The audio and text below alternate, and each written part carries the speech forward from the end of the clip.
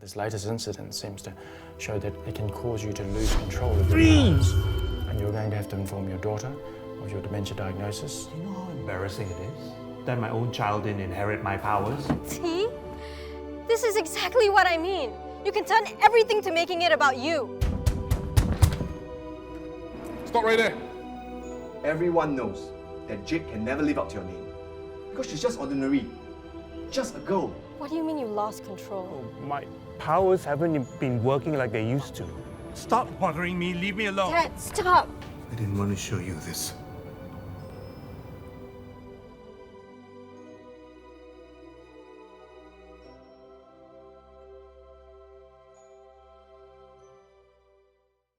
My name's Anya and I'm the director and scriptwriter of Transference. I wrote this script because I wanted to give a different depiction of dementia, because a lot of films and stuff or media surrounding dementia makes the person with dementia into a victim and very weak and vulnerable, and kind of take away their agency or take away kind of their personality and their characteristics that distinguish them from other people. So I wanted to write a character with dementia that has his very own personality. My experience being a director is quite challenging. I think one of our first big challenges was casting the main character. I wanted someone with swagger and someone who could pull it off and add his own vibrancy to the role. I was having a lot of difficulty finding a good cast because when I first read the script, I was thinking about how he needed to have the gravitas to hold down the whole film. I couldn't find a good enough actor to fulfill the role until our lecturer Mingong suggested Gerald Chew, and I got to message him on LinkedIn, and it was very nice to get him on board. Since our actor Gerald is a professional or veteran actor, us as a group, we know that we must be professional on set. I find it quite intimidating to direct actors that are older or more senior than me, because it's a bit awkward to tell them what to do or tell them I don't want you to do it like this, do it a different way. The good thing about Gerald is that he knows how to deliver the lines. I didn't really have to give him much direction. Working with the cast member, I felt that they were very nice to me because I think they know that it's my first time doing makeup for other people. So they were quite lenient and they were quite patient with the amount of time that I needed to do their makeup. I'm just glad that they were patient with me. Initially joining this group, being the editor is rather stressful for me since it's my first time doing VFX. So technically I had to do a lot of research so that the overall product won't look so poorly done, since visual effects is very difficult to do. Working as PD was very dependent on Jade. Yeah. As the SD for Transference, it was quite hard because there was a lot of things at the start that I didn't really know how to do or find. I just never really do art before, so I'm not very aware of how to get stuff, and I had to run all over Singapore to find all my props lor. It's my first time being an AD, so I wasn't very confident with doing it because I've just been doing pretty much producer work. It's quite fun to be a producer for Transference because my members know what they want, so I don't really have to particularly go and worry about them. For pre-production, I wanted to do some creative sound design. Thinking about it, it was a superhero film. So for superhero film, there's a lot of sound design, SFX here and there, some music. For pre-production, all I did was just see how people portray mind control, mind reading, stuff like that. Some action movie music design, and maybe try to get inspiration from them. The sound design that Anya wants is not the simple type. She wanted something of a Quentin Tarantino type vibe of music. I had to go and research and listen and see what type of music fits it, and with Anya's help, we found music here and there. It's not about how hard it was for me to work with the team, it's how hard it is for the team to work with me. Because I have a very particular vision that I want to carry out. I mean, my members keep saying that my standards are very high or whatever. So maybe it's hard for them to keep up with me. I mean, I have a lot of faith in Anya to pull it off. And like she said, she's very particular with her vision. Good or bad, I mean, I think it's pretty good because it's a very story-heavy, and she knows what she wants. So that's good. The third day of shoot was our toughest day because we had kind of 2 fight scenes at one location. And then after that, we had the warehouse hostage scene, which was a lot of action. the actor kind of felt that the blocking that we had planned wasn't very natural to him. So we kind of changed it on the spot and it worked out even better. We improvised and we added new shots to adjust for the new blocking. The third day for us, it was really the most tiring and we had a lot of locations to change to. I had to carry a lot of heavy stuff because we had to build the warehouse set. One of the proudest moments was building the warehouse set, because when it was set and when it was time to shoot, it felt real. And especially thanks to Shen, the gun actually looks really real. Why is the hardest? Because I actually couldn't plan the lighting beforehand because we didn't have the time to test shoot at the actual location. And I think I asked a few friends on the day like how to make it work. And then it's not exactly what I want, but I just see if it's nice, then think okay.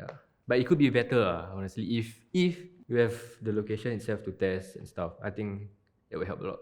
My favorite day of the shoot was the first day when we were shooting at the hospital and the clinic scene, because the location there was more like fun and then I had more things that I could play around with. One of the hardest days was the house one, because everything was so cramped. I had so little space to move. But the shoot was overall quite hectic. The most memorable one was the house scene. We planned the lighting for the house scene. It was quite solid because whatever we plan and whatever we execute on the day was the exact same one and it turned out well. I mean, it was my first time being gaffer and to pull out something like that, I think it's quite impressive for myself. I think without that lighting plan, that day we will have a lot of overruns, I guess. One of the biggest challenges that we had was planning out the restaurant scene, because it was meant to be a day scene when they were having lunch, but because of scheduling issues, we had to light it as if it was lunchtime, but it was actually shot at night. I adjust the whole lighting of the restaurant. Like for example, the big windows, we covered the entire window with black cloth, thanks to the art team also. Sinyao and Sharon. We got enough of black cloth, and they managed to cover it up, and I'm like, wow, nice.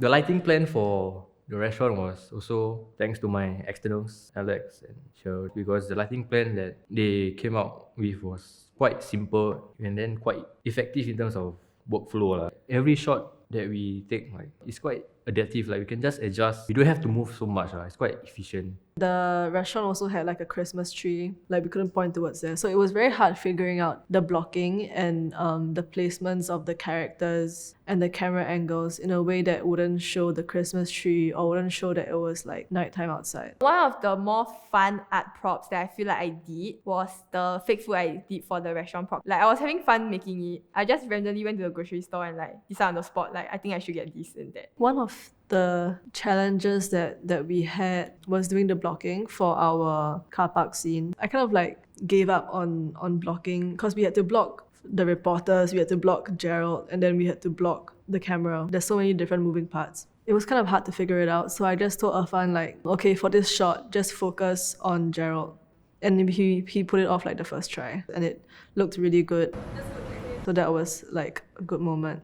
Right after she told me, I didn't even think about it. It was a good, I guess, last minute plan shot. One of the hardest scenes to prep for and to tear down and everything was the house scene, because the house had to be emptied. The house that we used was the director's house, so I was also quite stressed because I didn't want to break any of her stuff. She had a lot of ceramic and fragile items, and all of her furnitures, they were very heavy, so it was quite hard to shift everything around. And I had to make a newspaper from scratch. Plus all the shelving items, it was quite difficult to get. I had to go to 3 different places to get and self-cut and make everything from the frame to the newspaper clipping. The reason why it was so difficult to make the newspaper clippings and the newspaper was because Anya was very worried that the audience can read it. I had to type out the entire article and my English honestly wasn't very good, so it was quite a struggle for me.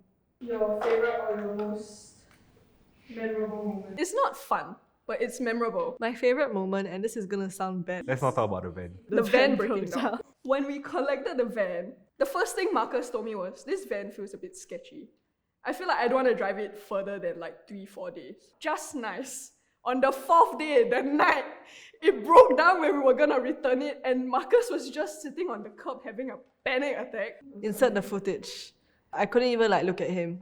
I didn't even want to make eye contact with him because he was so stressed. We have videos from inside Sharon's car, everyone pushing, and then them disappearing into the distance.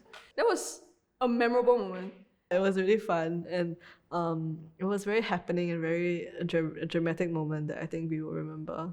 My favorite memory from the shoot was when we were tearing down at the house and then we had to bring back down this gigantic painting because it was hanging on the wall and we took it out for like one of the last scene. And there was like a dead lizard and a dead cockroach that was stuck onto it. The crew that day was very fun. Like they were very fun people. So we were all like just screaming about the cockroach. So like that was very memorable lah. I guess the favorite thing is that on set, all of us are like, know what to do, and then all of us like machines. Everyone can do like their own stuff without much communications, I feel. Yeah, everyone works hard. So I don't have to worry too much about the different departments and what they're doing. I can just focus on doing my script, like working with DP, working with editor on the shots. I guess both the creative and tech side do not have to worry about each other's departments, and we can fully like kind of trust each other on what we are doing and focus more on our main role. We can leave our differences aside. Whatever is on shoot happens on shoot. Then after that, we are still friendly as always. We all have about the same amount of expectations of like what we want this film to be. So we were quite in sync on that part. The external crew was actually quite helpful to us because they supported us from day 1 all the way until day 5 or 6. And then they were able to help each department properly because let's say if art needs the support, we actually have the support such as makeup because we don't really have a makeup artist on set. My tech crew, we know what to do and stuff. Like if I just tell them to no, they just like give me what I want. Tell them a bit, then sometimes they offer me a better one. And I'm like, okay, good, nice idea. Biggest challenge is keeping everything under budget. We are trying to make the best out of whatever budget we have, as it was quite limited as we are students. So we don't really have a lot of budget to play with, and all the expenses are going up as well. So it was kind of difficult to accommodate everything into the budget.